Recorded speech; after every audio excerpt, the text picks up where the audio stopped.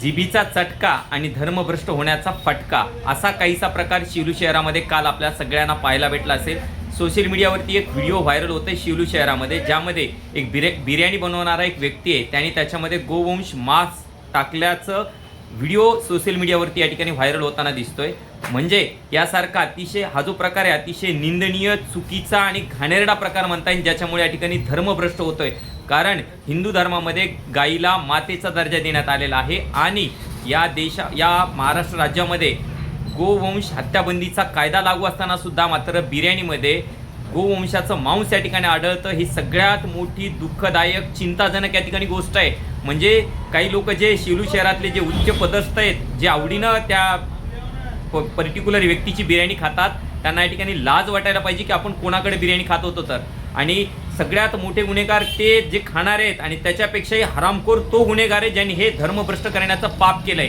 आणि एवढं असून सुद्धा या ठिकाणी मला तरी वाटत नाही की याच्यावरती कोणत्याही प्रकारचा या ठिकाणी गुन्हा दाखल झालेला आहे। मी या शिवलू शहरातले जे करते धरते आहेत आणि पोलीस प्रशासन आहेत त्यांना सुद्धा विनंती करतो की आपण आताच योग्य त्या वेळीच आपण काहीतरी याच्यावरती कारवाई करा।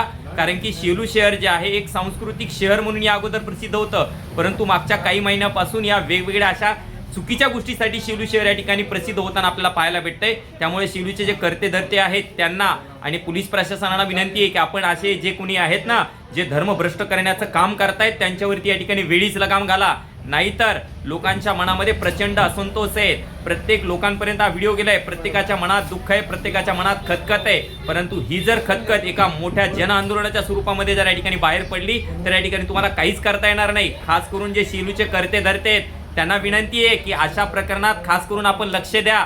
मला सांगा, या राज्यामध्ये गोवंश हत्याबंदीचा कायदा सुरू असताना हे गोवंशाचं मांस आलं कुठून? कोण आहे त्याला, म्हणजे कोण आहे त्याच्या, म्हणजे मला सांगा, तो एवढा मोठा गुन्हा करतोय ती त्याला जाणीव होती का नव्हती? म्हणजे त्याच्या मागं कोण आहे हे सुद्धा या ठिकाणी समजायला पाहिजे। आणि हिंदू बांधवांना सुद्धा सांगणं आहे की असा प्रकार ज्या पद्धतीने आपण काल उघड करण्याचा प्रयत्न केलाय, असा प्रकार पुढे घडत असेल तर आपण निश्चित उघड पाडला पाहिजे। आणि जे खायला जाणार आहेत त्यांना सुद्धा सांगणं आहे, आता तरी तुमची जरा बुद्धी जाग्यावर ठेवा आणि कुठं खायला जातोय हे सुद्धा या ठिकाणी समजून घेण्याचं काम करा। आणि पुन्हाच एकदा सांगतो की जर असा प्रकार शिवलू शहरामध्ये यापुढे जर घडला तर मी नाही तर आमच्या शिवलू शहरामध्ये प्रत्येक जण या ठिकाणी एक वेगळ्या ताकदीनं उभा राहिल्याशिवाय राहणार नाही, एवढं सांगतो आणि थांबतो। जय शिवराय।